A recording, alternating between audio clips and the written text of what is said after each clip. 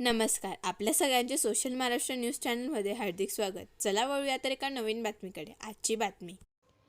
परभणी येथील संविधान प्रतिकृतीची विटंबना तसेच सोमनाथ सूर्यवंशी यांचा पोलिसांनी मारहाणीत झालेला मृत्यू.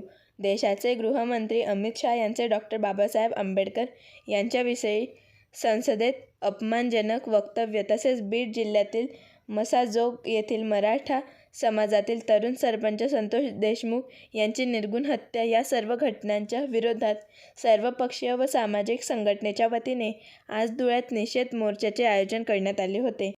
यावेळी मोर्चाची सुरुवात ही मनुस्मृती दहन करून करण्यात आली. तसेच केंद्रीय गृहमंत्री अमित शहा यांनी लोकसभेमध्ये डॉ. बाबासाहेब आंबेडकर यांच्याबद्दल केलेल्या विधानाचा निषेध करत आंबेडकरी अनुयायी तसेच विविध पक्षातील पदाधिकारी व कार्यकर्ते यावेळी मोर्चाला मोठ्या संख्येने उपस्थित होते. सर्वांना सप्रेम जय भीम.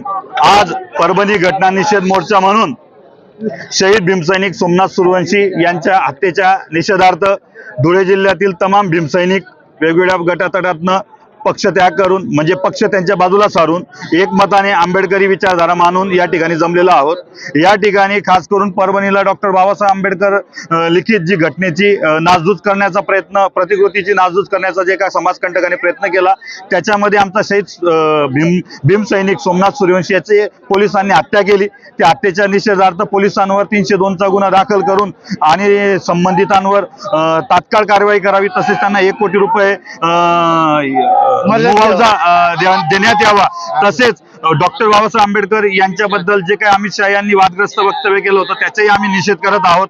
आणि कालच मनुस्मृती दहन दिवस होता, तर मोर्चाची सुरुवात आम्ही शांततेच्या मार्गाने मनुस्मृतीचं या ठिकाणी दहन करून सर्व एकमताने एकदिलाने इथून निघत आहोत. मोर्चा अत्यंत शांततेच्या मार्गाने भीमसैनिक काढत आहेत आणि आंबेडकरी समाज या ठिकाणी सुज्ञ आहे. सर्वांनी सहकार्य करावे एवढी आम्ही विनंती करतो. जय भीम, जय भारत.